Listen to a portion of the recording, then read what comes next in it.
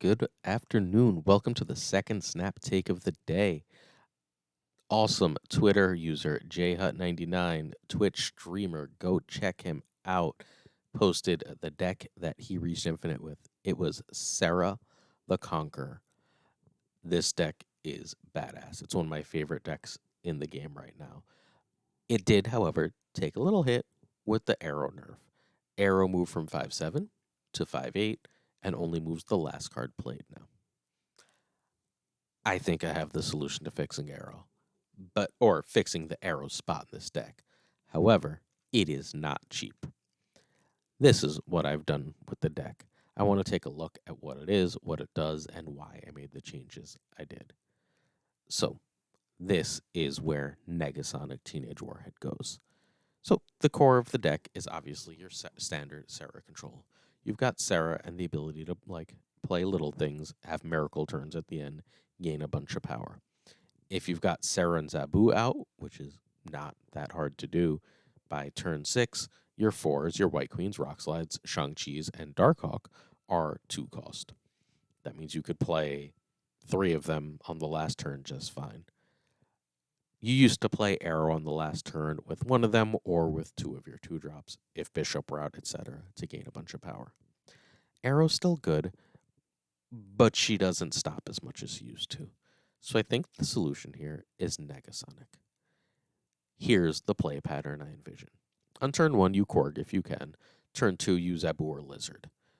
J-Hut has changed Lizard in this deck to be Polaris. I don't like that. I really value having the play on 2, and I don't want to play on 2 to be Mysterio. On 3, if I have Bishop, I play Bishop. If I've played Zabu, I play preferably Rock Slide or White Queen. Great. Turn 4, Darkhawk, Rock Slide, White Queen, etc. We're still good.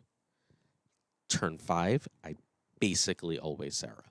Unless I just drew Kang on 5, in which case I will snap and play Kang just for the potential of free cubes, and because it gives me an extra draw. I think the combination of value means that I would drop Kang on 5. Otherwise, if I have Sarah, it's Sarah. If I don't have Sarah, it's ideally Zabu, and or ideally I have Zabu out, but it's Zabu and something else. Okay, great. Last turn, I've now Sarah. I've got a miracle turn. Ideally, I can play just Kang and get a good idea of how much they want to play and where they want to play it. Well, once I have that idea, Negasonic Teenage Warhead is amazing, especially because Negasonic Teenage Warhead does not actually care about Cosmo. This is not non-reveal. This is not an ongoing. After any card is played here, destroy. I could even on that last turn, assuming I have Sarah out, play something like Mysterio and then Negasonic, not destroying my thing, right? Adding 4 power and taking away whatever power they want to add. I can play Negasonic for 2, and I could play Rock Slide and then another 2.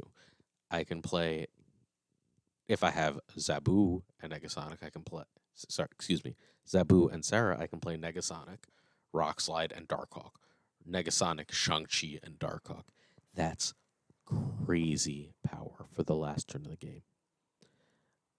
I think that Negasonic Teenage Warhead is going to be an absolute staple in these decks. The way I'm seeing Negasonic right now is like a way more powerful Juggernaut for the last turn of the game.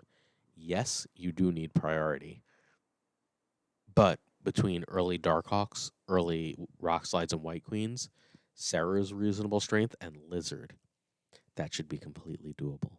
And hey, if you don't think you're going to have priority on the last turn, Negasonic and a 2-drop might be better than Sarah in some cases, especially if, as so many expect, Red Skull remains the meta. All right, that's what I would do with Negasonic Teenage Warhead.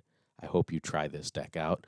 Please let me know if you do. I've got Negasonic pinned in the shop. I'm almost certainly buying her once I get about 2K more tokens, so we're looking at about a week. Thanks for watching. Catch you soon. Catch you tomorrow for what we'd play with Red Skull after the nerfs. Have a great day. Happy snapping. Like and sub.